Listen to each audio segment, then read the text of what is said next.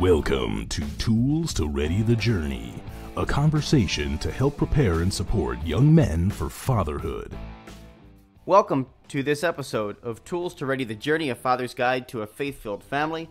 I'm Bill Snyder, and we are now on episode 6 of this podcast, and thank you for tuning in. Thank you for being a part of our ministry here to men. I am joined by author Ray Haywood for this journey. He is the author of Tools to Ready the Journey, and it's such a blessing to be able to walk through this book with him, and it's a blessing for you because you're able to listen and grow through these chapters as a man and lead your family deeper in faith. And so if you're listening to this for the very first time, you've missed a lot, and you need to go back to episode 1 and begin listening from episode 1. That is not to say you're not going to get something out of this chapter, but it is intended, and we do this very intentionally, to build on one another from episode 1 all the way through the end of the book. In each and every chapter in this book is a podcast episode. So we are on episode 6, The Arch of Life. And welcome, Ray, to the program. Thank you for journeying with me and being with me here on this journey, Tools to Ready the Journey. Well, thank you for this time today as we step closer in our fellowship, Bill. Yeah, absolutely. So I want to ask you a little bit about chapter 6, The Arch of Life. The Arch of Life. It's no different than the previous chapters as it builds on the last. In chapter 5, Owning Your Own Faith, we bring to awareness and seek within ourselves the value of the foundation of faith, which is the sacraments. Now, in chapter 6, we will explore seeking out growing in our faith through this simple theory of the Arch of Life. Okay, the Arch of Life. Well, what is the Arch of Life? Here is my own interpretation and representation of this simple theory. The Arch of Life is made up of 3 stages in my easy-to-follow example.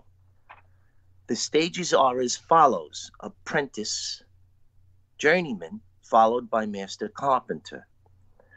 As with many areas of this book, this theory is inspired by St. Joseph's trade of carpentry. Okay, this framework lends vision to the reader to view the Arch of Life as an immense, majestic, steadfast arch that the span of which is reinforced and bound together on both sides by God's grace. It brings to the forefront that each stage shared a varying degree of one's faith as it fortifies the intentional applicant's will. Now, with the well-used tools of the masculine journey in reach, we can objectively find our place in the Arch of Life. With the tool of the heart in mind, as we humbly proceed through exploring the Arch of Life, we will begin to better understand the Bible verses, Matthew chapter 7, verse 2, which reads, "For as you judge, so will you be judged, and the measure with which you measure will be measured out to you." And Luke chapter 6, verse 38, in part, "For the measure with which you measure will in return be measured out to you." Now, in our past discussions, you've heard me share about measure. That's because in our faith walk and in our paternal walk or our physical walk in life, things are measured out to us. You've heard me say in the past about seeing more of the canvas. That's because as we grow in our experiences, as we move through life physically and spiritually, we get to share in as more truths are revealed, especially if we approach them well. At this point, with just that much being discussed, Bill, after you've read the chapter, could you give us a little interpretation to where you are at this moment? I think that these three stopping points along the way that you highlight are really wonderful, but I think that there's also some wiggle room in there, because I kind of find myself in the journeyman stage in the arch of life as a almost 35-year-old now, definitely, and I find myself there in the idea that I am kind of still a young man, still figuring out professions and figuring out where God wants to put me in ministry, and there's that aspect of it. And even as you say, I want to nurture my faith more and more. In the book, the journeyman stage that you talk about, it says this: the journeyman stage shares in God's grace. The sacrament of reconciliation provides strength needed to come into full awareness of God's grace. Understanding the realization of this truth adds to the strength needed to be intentional while chipping away at the sin present that presents itself in our daily lives along the journey. So when you look at that, I certainly have come to that realization, right? I've certainly come to that realization of being able to clearly see God's grace in my life working there, even if I don't have all of the aspects of it figured out. However, I also think there's that due to God's grace, and there's plenty of saints, plenty of people in church history that you can point to that also had a supernatural grace to be able to have a spiritual maturity that transcends just that awareness of God's presence into a complete conviction, like you talk about in the Master Carpenter. And I kind of want to mention that too. And I'm going to quote you again in the book. It says this about the Master Carpenter. It says, "We understand that no worldly cause is worth giving up our soul or compromising our reception of God's grace. Our willpower and intentional efforts strengthen us and the families that we nurture so that we may live the faith to the best of our worldly ability. This stage provides us with the peace of mind to ready us as good and worthy servants for our day of judgment." And I really like those two quotes, the one I read about Journeyman and the one I read about Master Carpenter. And the reason why I read the one about Master Carpenter is just because I believe that quote, I can kind of fit into that as well. I understand that there is no worldly cause worth giving up my soul for. But I still don't have I'm not at the stage of life where you are, Ray, or even beyond that, where my dad is, or some of my the elders of the church that I look up to, the older people. I don't have that wisdom, the innate wisdom that comes with that. My dad always says to me, sometimes when I say, "Hey, how do I get that?" He goes, "You just don't. You don't get it until you're 60. Bill, you're not 60 years old. You can't understand that." You know what I mean? But I understand where you were, because I was 34. I was 35. So when you look at that, though, God can supernaturally empower, and He has over the course of church history. I mentioned yesterday the first saint that popped in my mind was actually a woman, Saint Maria Goretti, who died at age like 15, and was stabbed to death. But she understood that. She understood that there was nothing worldly that was going to for the cause to give up her soul. So I think that there can be some overlap between them. Especially when God's grace supernaturally enters into your mind or into your heart, to to say I'm not worth giving it up. So a combination of the two, Ray, is where I would say I kind of fall in. Probably more on the journeyman side, but yeah, that's where I kind of fall in. So I believe that I'm still in the journeyman stage, shouldering up to like-minded men, being intentional in my faith walk, seeking out, doesn't matter how old you are, doesn't matter, there's always things to learn about our faith. We could never fathom all that is available to us in our faith. What you were just sharing is what I would describe as transformed souls. So there are people in this world that are transformed in their faith. They share in personal revelation. They come closer. Things change within them. I agree with what you're saying, but we're going to get into a little later on in this conversation how the masculine journey, we're talking through a man's view right now, through what I'm sharing, a perspective that I would like to be seen through my eyes so that it could be understood fully. The masculine journey, you cannot see all of the parts of it unless you have life's wisdom. The arch of life, yes, there are people who come closer in sharing in the fullness of the Master Carpenter stage as described in his theory at an earlier age. But I believe that the masculine journey plays a very important role in what's revealed within it as we grow in our spirituality as well.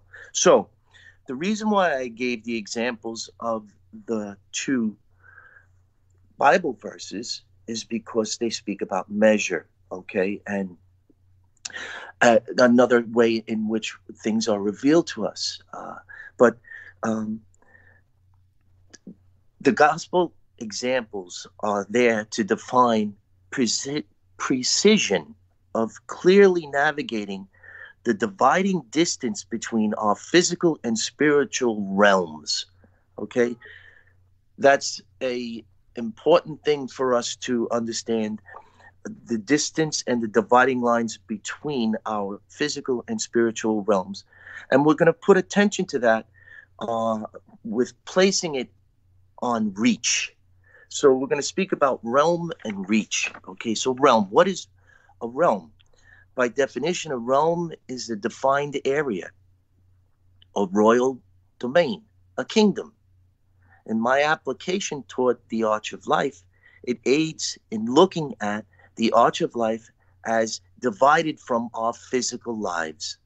I also want to stress that much thought and intent must be contemplated to humbly understand and navigate the Arch of Life as we define it in this chapter discussion.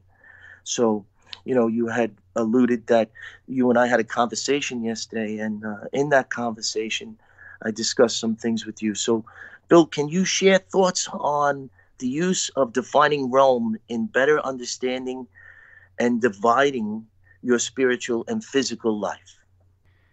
So, Ray, there's an example I actually give about this separation between your spiritual life and your duties as a man. I remember when I was in confirmation prep, and in confirmation prep, there's a couple different things they're trying to teach you. They're trying to teach you about how to live in the Holy Spirit, which is your spiritual life, but then they're also trying to challenge you to mature physically and cognitively, and take on responsibility as a adult. And that's really hard for a sixth grader to do, like when I was confirmed in sixth grade. But I'll tell you, one of these activities in my confirmation prep, the only one that sticks out to me that I remember from the actual retreat was this. We had a group of people I was part of it, that were sent off to play this game in front of the rest of our classmates. And I was to instruct one of my classmates to navigate a tarp filled with toothpaste and filled with shaving cream that was all spewing over it. And my classmate had this, he was barefoot. I had to make him navigate it so that he wouldn't get any stuff on his feet. Well, I could understand the spiritual principles of this and all that, and he was blindfolded. I could see. There was only one problem. I did not like at all this kid that was navigating this thing. So you know what I did? I made him walk through it all. I made him walk through it all. And I just didn't like this kid. I thought, I'm going to really mess up his feet. Well, little did I know, at the end of this exercise, I was going to be the one that had to clean his feet off. And so here I am now, cleaning this kid's feet, a kid that I didn't like, didn't want to be with, all this stuff. I had to do it. And of course, there's a bunch of spiritual principles in there, but there's also a bunch of just real world principles that I can talk with you about, because,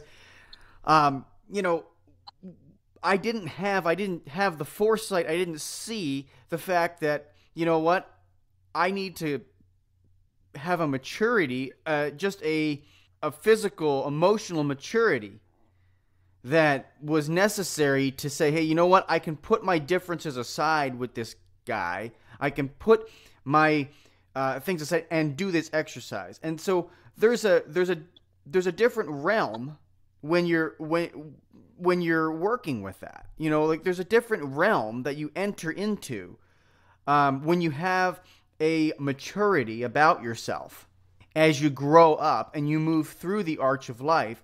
That if I was to do that exercise today, I would like to think that I would be able to guide whoever it is through it without getting their feet dirty. Regardless of whether I like them or not, I would know, okay, this is what the exercise is. This is what I have to do to complete that exercise, to complete this thing. And I wouldn't let necessarily my emotions get in the way of that. Whether I liked somebody or didn't like somebody. And I think there's a lot of lessons you can think about and talk about when it comes to just having a maturity about yourself and a growth that is not necessarily a spiritual one, has nothing to do with your spiritual faith and your growth, but your physical growth has an impact upon that. Your physical and emotional growth and development as a human being has an impact in that realm. So I don't know whether that story gives you a good picture, kind of what you're looking for, Ray, but I think that's how I would approach, understanding the different realms and the growth in the realm of. So what you're sharing, Bill, is real world application. That lesson, do you think that it was organized by the teacher that coordinated it? Oh, sure. Absolutely. It was organized by the teacher. So that was a personally owned lesson by that teacher, correct? Yeah. What do you remember about that teacher? I don't remember much because she was a retreat guide. She came in for 1 day or 2 days. Okay, understood. Well, I think that wherever that organization came from, the thought behind it, that person had intent in the lesson. I wish that there would be more intentional teachers. For the teachers out there who just heard what Bill shared, maybe you can apply something like this to the lessons that you share, because this is what we need. This is what we're doing here. So let's move on. Let's now discuss reach. Reach, well, what is reach? By definition, reach is to get to, or as far as in moving, traveling, or going.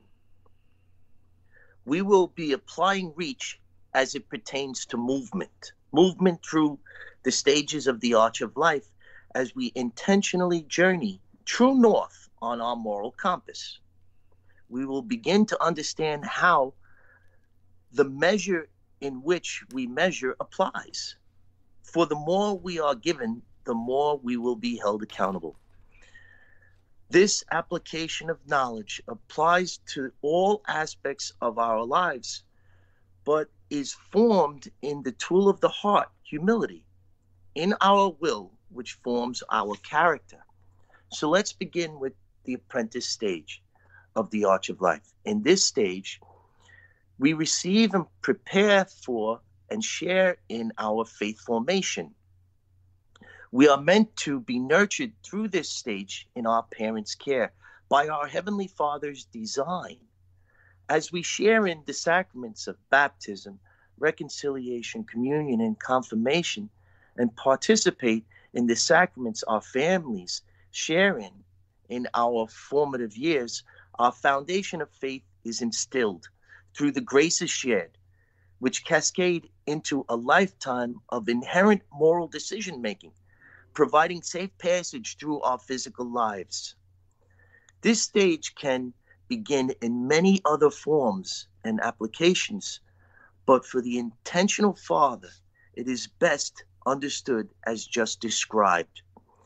Now, there was a lot you shared there, condensed and brought into a small window, just describing that first apprentice stage and the way that it should be applied in our Father's design in the family structure. Baptism is supposed to be provided and shared in with the family from birth. You know, this is not something that you get to decide to do as you grow, and you come close to your Heavenly Father and you share in the sacrament. You receive that indelible mark on your soul from when you're the child of God from birth, and that's something that the family shares in. Just in that short description of the apprentice stage, in consideration of moving through the other three stages in this discussion, your thoughts on the apprentice stage, Bill? You know what? I think you did a perfect job of explaining it. I don't want to add too much to it, but I really want to stress to the listener and to the reader that I feel that, again, it's in that it's really in the education. I think it's a large educational piece in that apprentice stage, because you need to be able to learn the truths of the faith, and you need to be able to learn who you are as a man in that apprentice stage. So learning who you are as a young person, and creating that identity, right? I have an identity. I have a role in this world. I'm created by God as a man to do these things.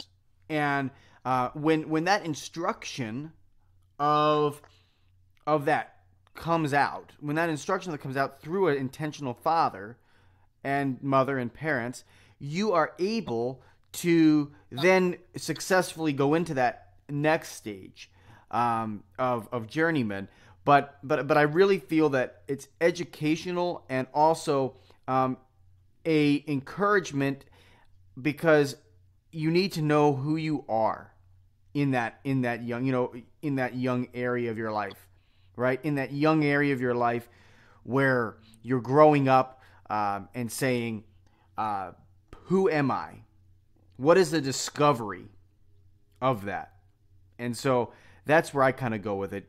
Discover who you are as a person in Christ. Discover who you are and what your gifts and talents and what you are being called to by God to do in your life, other than your faith. You know, contemplate your profession, contemplate, married life, religious life. Contemplating those things are all part of that apprentice stage, in my mind anyway. For a young father, it's very important for him to understand the importance of instilling the sacraments in that apprentice stage. It's just as important as to build up the boy and to have him healthily navigate through the boyhood stage. Okay, so let's move on to the journeyman stage of the Arch of Life, the second stage. Uh, in the journeyman stage, we can now successfully transition through the disposition of humility instilled in the awareness shared in the apprentice stage. The journeyman stage is where the spiritual awakening period of our personally owned journey forms within our free will. There is no better realization than sharing an objective truth seen clearly in God's grace. Now, we share in more being measured out to us. New challenges await the relationships and daily tasks of the awakened spirit. Intention to stay true north and rise above our sinful nature as we move through the grace-filled awarenesses, as we seek out a faith-filled mindset, is a clear representation of the journeyman stage as we continue to intentionally move through the arch of life. So I would say, Bill, that you are successfully navigating this stage, but I would like for you to consider sharing some of the challenges that you are met with as you journey through this awakening stage.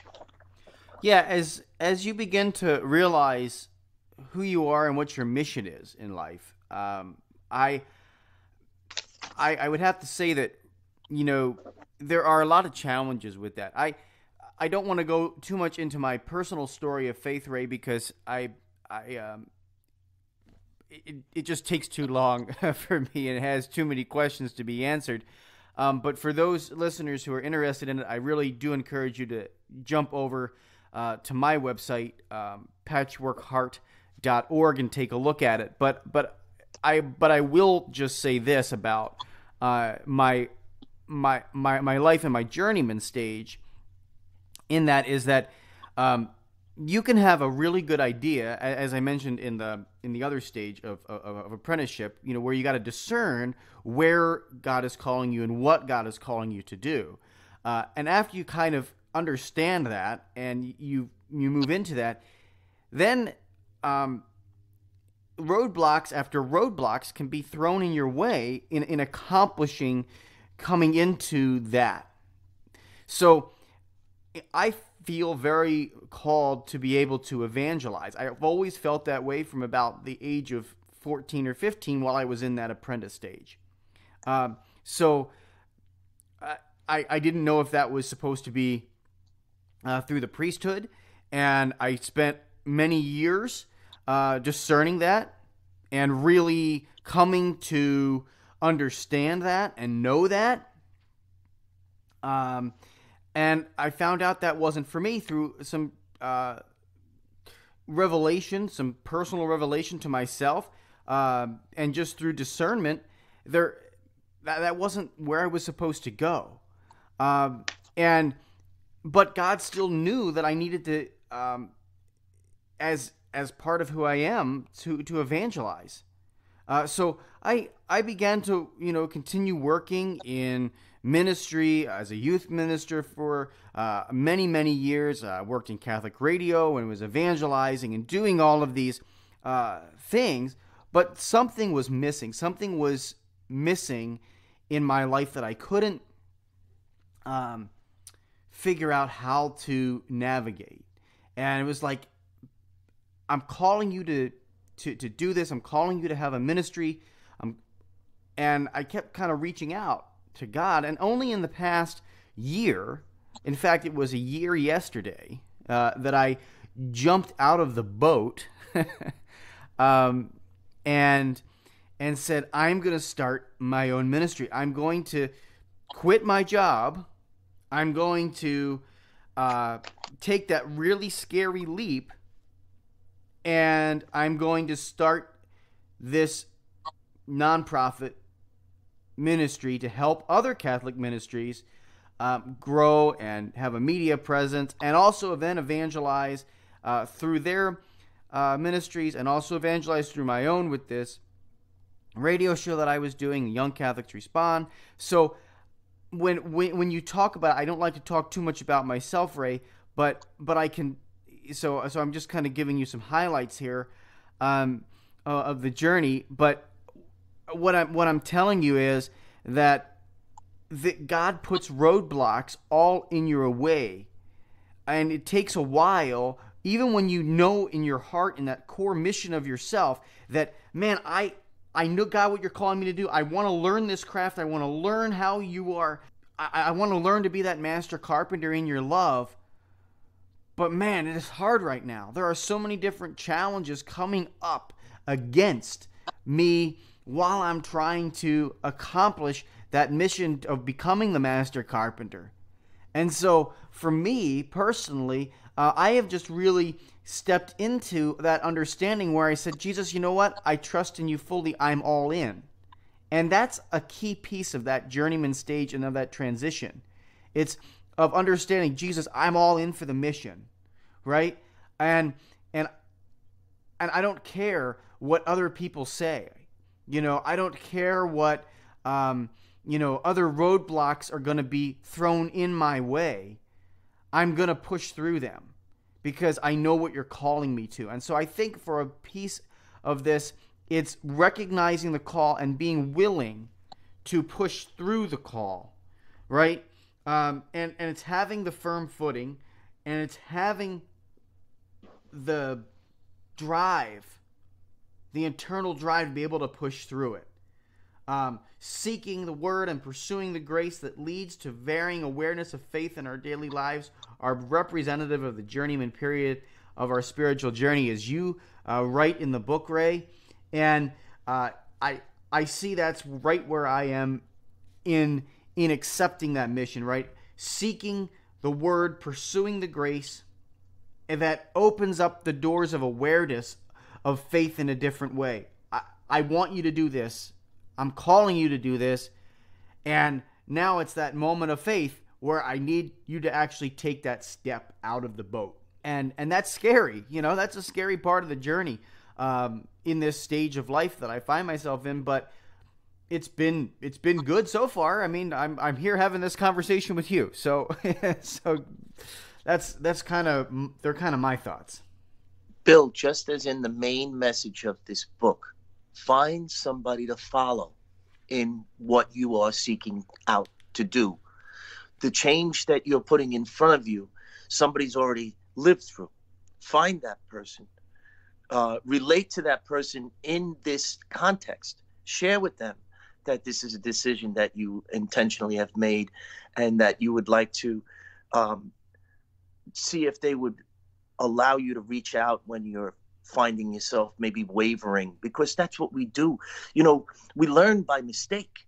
That's how we learn. Failure is part of our forging forward. There's no mistake in that. So let's move to the Master Carpenter stage.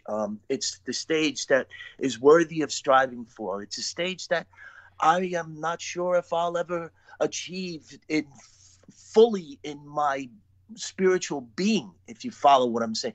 In the realm of it, I think I'll always be seeking to try to fill the shoes of the Master Carpenter. So the Master Carpenter stage of the Arch of Life is where years of intentionally seeking out, successfully sharing in God's grace aligns with the worldly wisdom gained of a life well lived, where we no longer submit to living in and of this world. We understand where the gray lines are meant to deceive. Good and evil is now easy to see and identify. We are no longer misled by the false causes that pull at the heartstrings of tolerance. Objective truth is clear. Our thoughts are of our own will. We can find our place in our physical and spiritual lives easily, and our intentional movement within the masculine journey has fortified our steadfast will. We can no longer be unwittingly compromised. The Master Carpenter stage of the Arch of Life described a realm, a defined area worthy of navigating to within an intentional owned faith journey that, when married up with the masculine journey, is defined with precision in its trajectory. The path becomes familiar and clear as more of life's canvas is revealed. Our movement within becomes consistent. Through good decisions made within a morally owned free will, we have little resistance as we journey through the stages and find our place within them. Now, that was a lot to share again, but Bill, can you see how the arch of life and the masculine journey complement each other perfectly in our faith journey? Yeah, I mean, when you reach Master Carpenter, I think that you have, as you mentioned, come to that realization that you're not willing to compromise anything, right? And it also comes to the point, and a beautiful point, of closing the gap between the spiritual and physical realms, as you talked about in the beginning. I think that maybe is a key of those two reaching the Master Carpenter stage. And when you finally reach that, those two realms become indistinguishable. And I'm reminded as I'm talking here about what Saint Teresa of Lisieux would say in her interior castle, right? And when you look at how you master passion and you overcome the passions and you finally reach the interior of the castle, where you are one with God, I think that really is how you have to look at this stage. And so the other thing that I really liked how you mentioned in there was that you're about tolerance. And tolerance is something that the world likes to preach a lot, and says, oh, well, I'll tolerate that part about my being, or I'll tolerate that part about somebody else's being. And I want to remind listeners of something that I frequently say in my own life to people as I evangelize and talk with them. In order to tolerate something, you first must disagree with it. Just let that sink in for a moment. In order to tolerate something, you first must disagree with it. You do not tolerate a warm, sunny day. You tolerate the rainy, crappy, snowy ones, especially out here in Wisconsin, where I live. So when you think about that, you're not willing to compromise. You can tolerate people and situations and things, but you still are allowed to express your disagreement with it. And that is an important thing that we need to recognize, I think, in that Master Carpenter stage, as you kind of highlighted, Ray. I just think it's important to touch on that for young people as well that are not Master Carpenters like myself. I'm not a Master Carpenter either, but here's the reality, that if you are finding yourself, at odds with the world, and you're in that struggle of the journeyman stage right now in life, it's okay to disagree with it. It's okay to be able to tolerate it and still disagree with it, because that's a definition of tolerance. You do not have to accept it. Does that make sense to you at all? Does that help with that? Yes, absolutely. I understand, and I appreciate what you added to the conversation by saying that you first have to disagree with something. I learned from you in that statement. That's a terrific thing you brought into the conversation. I'm glad that you brought up tolerance, because mine is where this world wants us to compromise our spiritual uh, values through tolerance. Tolerance of gender, tolerance of marriage, tolerance of living conditions, tolerance of going into a bathroom. I mean, it's just amazing how much we have to tolerate here. That's why it's very important for a young man to be able to separate his spiritual and his physical world, to look at them as realms. I use the word realm because it's something that he hasn't heard of, and it's something that maybe he doesn't think about. So I'm jarring that young man. I'm jarring that spiritual awakening moment in his life where he could say, you know what? I do have to look at these two parts of my life individually, because they are individual. If I look at them as combined, if I look at my physical life and my spiritual life as a joined walk, I'm not looking at it correctly, because you can't walk physically and have a successful spiritual life. It can't be done in this world. Living in and of this world and not in and of the word is where you will find yourself unintentionally. And for the person who finds himself compromised in his will through being tolerant, he will find himself morally unintentional. But let's talk about the Arch of Life. As we mentioned earlier, the Arch of Life is supported by grace on both ends. Grace that will inevitably support our journey and the journey of the family. We will be held accountable by God to lead from this realm to the next. Challenge yourself to find your place in the Arch of Life and choose to face well the worldly interpretation of your contrasting character. As you intentionally chip away at the wedges of this world through owning your own thoughts, deeds, and actions, as prayer life supports the battle ahead. Okay, so prayer life. Now we're getting into something that supports the realm. All right. A prayer I would like to suggest for the journey ahead is the St. Michael prayer. This prayer, recited along with 3 Hail Marys, will aid in answers needed and strength gained in the spirit of true contrition and humility for the road ahead for the worthy warrior. Now, again, I'm going to say warrior.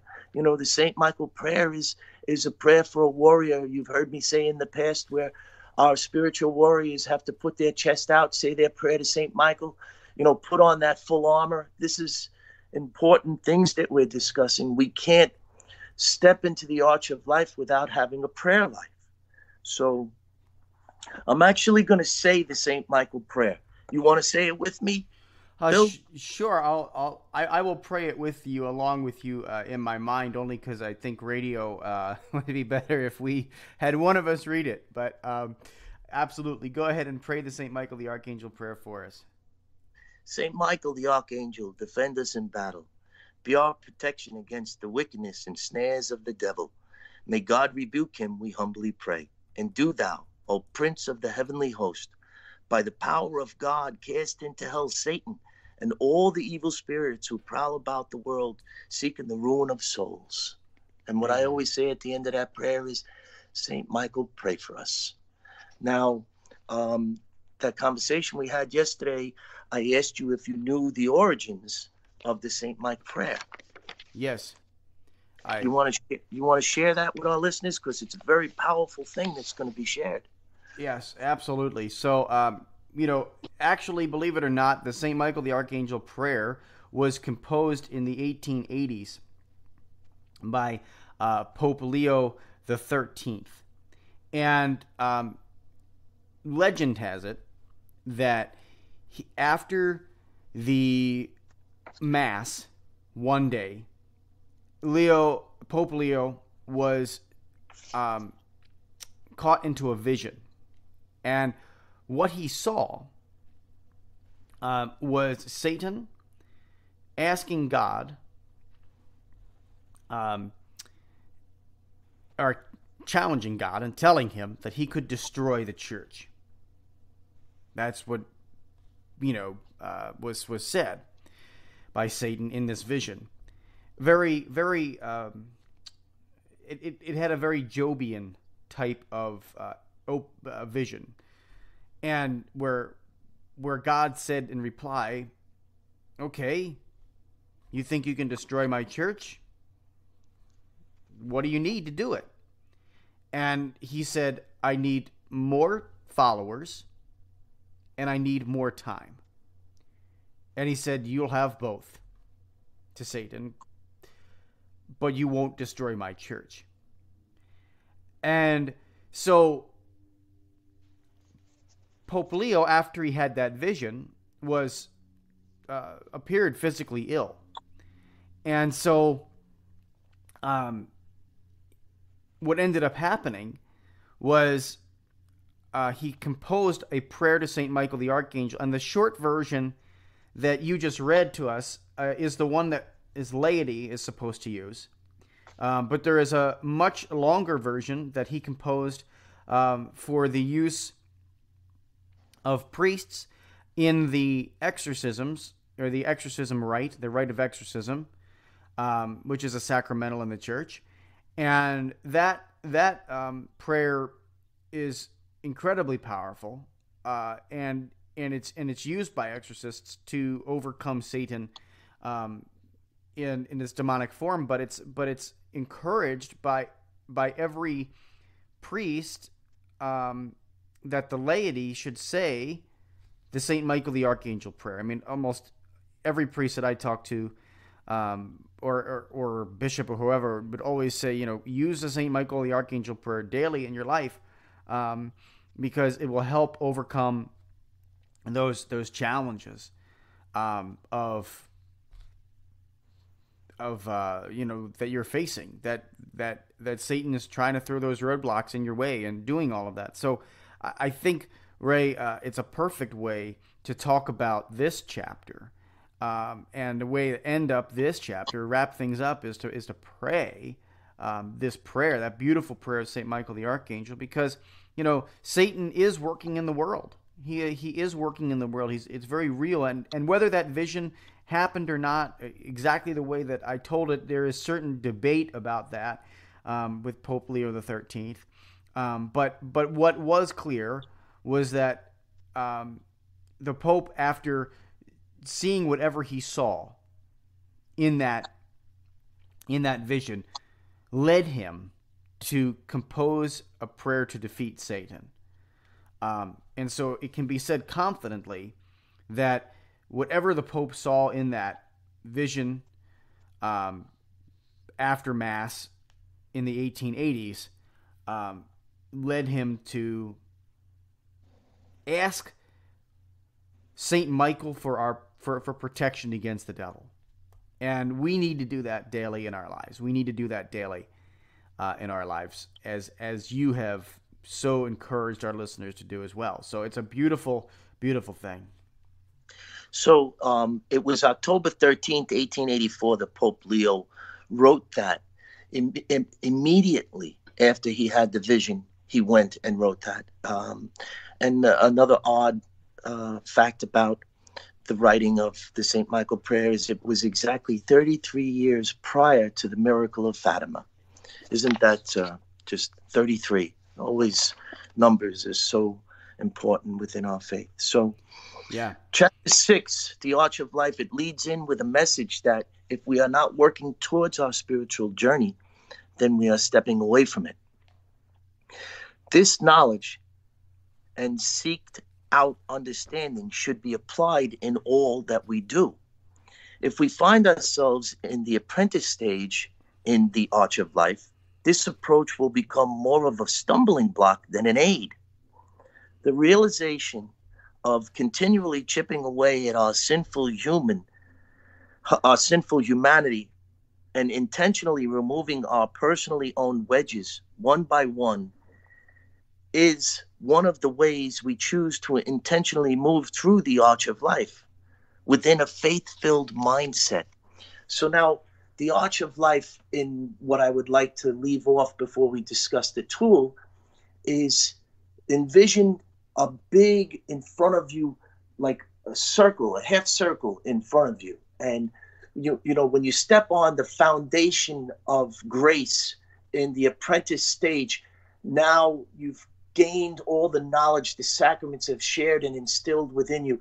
Now you come into that second stage of the journeyman, and you start to go up in that arch. You travel up as we come closer to our faith, and everything is new and real, just like experiences when we're young. They're new and real. They're first. They're cherished. They mean so much more when they're first experiences. And as we travel up in the journeyman stage, and we come closer to our faith, now we start to travel down. We become more comfortable. Things become more consistent. Our decisions are much easier to be made. Our moral posture, our family values, our moral compass, all of these things come together so beautifully. And if we are so blessed that we can actually feel that we have a footing in the Master Carpenter's stage of the Arch of Life, where we actually feel that we put our foot on that side of grace, boy, oh boy, is that something to strive for. Yeah, how beautiful. I want to ask you, Ray, about the image, because I think it's important that we end each one with the image as well. So talk a little bit about the image that you have chosen for chapter 6. So the tool for chapter 6, the Arch of Life, is a compass. You know, the thing that we use when we're kids in art class, it's got the point with the pencil. Well, this is an old, weathered, handed down tool, just the way that we are handing down the tools of awarenesses with each other as we shoulder up. But the word compass means to go around. It defines an area or a realm.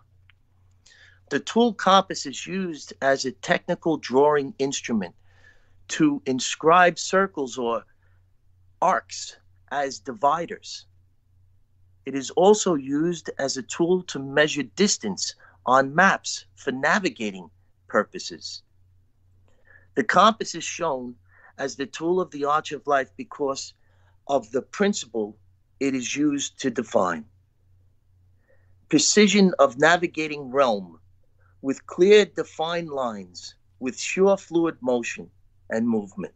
That is the reason why the compass is used as the tool in the Arch of Life. Beautiful. Ray, thank you so much for being with me on this journey. I can't thank you enough for just how incredible it has been in my life, and I know it's been wonderful in yours as well. Looking forward to chapter 7. I can't wait for that. Next week, Perception is Reality. That is going to be a fantastic chapter to discuss with you. And I want to remind our listeners that you can visit TRJ Father's Guide. Again, it's trjfathersguide.com. If you have not yet purchased a copy of the book, you're 6 weeks late, folks. So get a copy of the book. And in addition to that, visit there for the Instagram, the Twitter, the Facebook groups, all of that stuff, because we want you to be able to connect with us. And then, of course, take this to your own men's groups or your own coffee shops and have discussion with like-minded men, because it's so important that we band together and stick together on this Arch of Life. So thank you so much, Ray, for your time and your fellowship. It has truly been a pleasure talking with you today and being with you.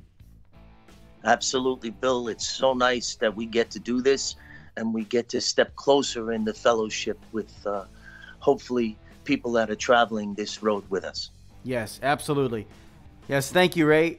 Until next time, I'm Bill Snyder. For Ray Haywood, be intentional. You've been listening to Tools to Ready the Journey, presented by Breadbox Media.